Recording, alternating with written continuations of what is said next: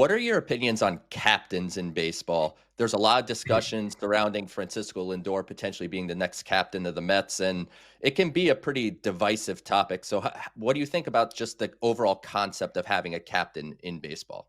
Yeah, I think that in order to have a captain, there has to be one definitive guy. The Mets ran into this in the 80s when Keith was named captain and Gary Carter bristled at it, and eventually they named him a captain as well. And it was not a particularly comfortable situation. And I think you have a similar dynamic here.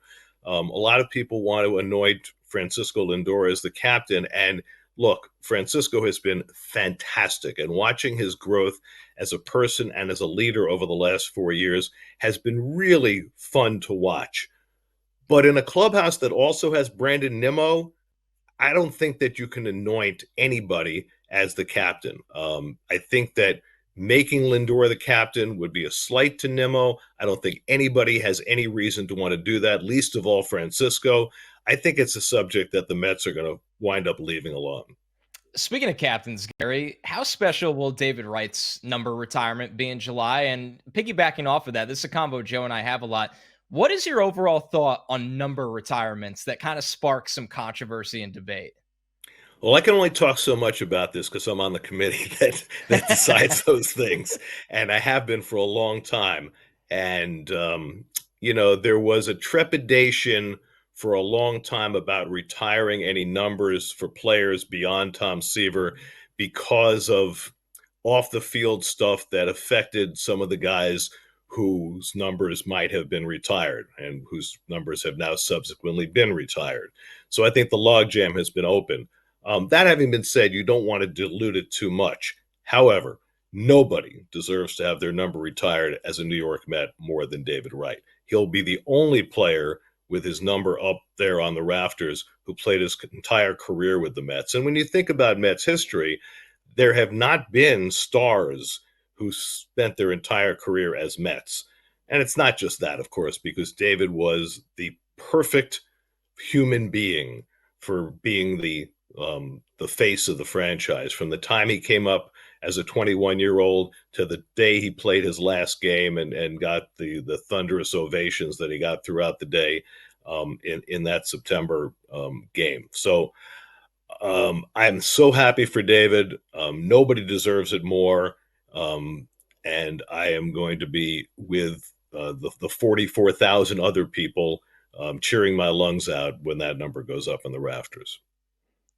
Gary, this is a crazy one to say. What are you looking forward to most as you kick off your 20th year of broadcasting Mets games on SNY?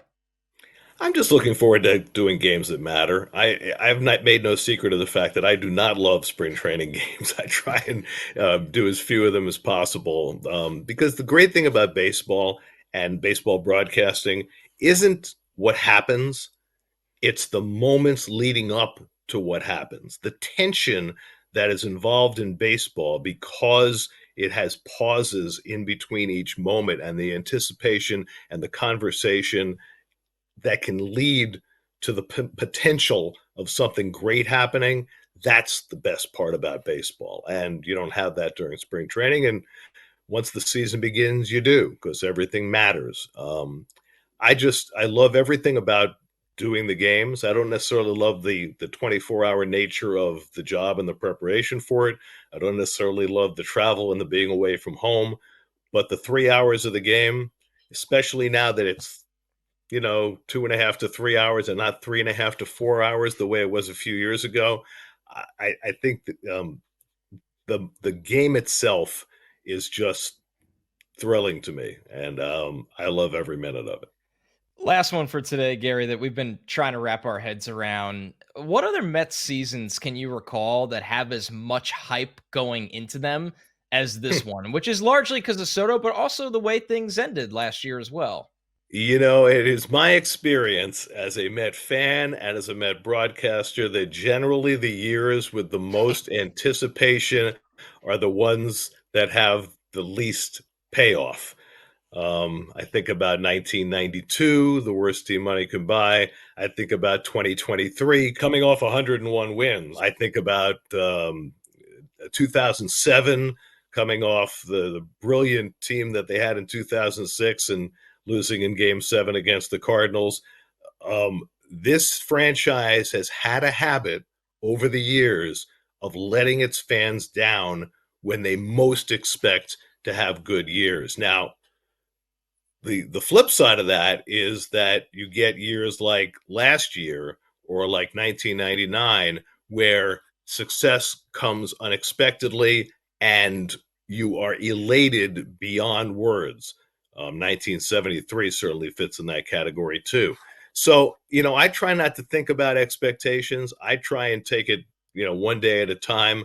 But the one thing that I do know is that the Mets are better equipped right now for sustained success than they have ever been in the 63 plus years of this franchise. They've got an owner with resources. They've got a president of baseball operations who gets it.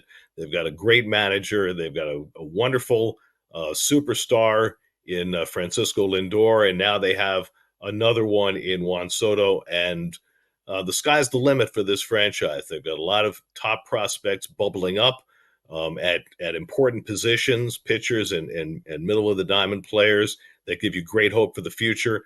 There should be sustained success coming for this franchise, but it's been elusive. I mean, other than a 5-year stretch in the 1980s, it has been really hard for this franchise to sustain success. And it looks like this is the time.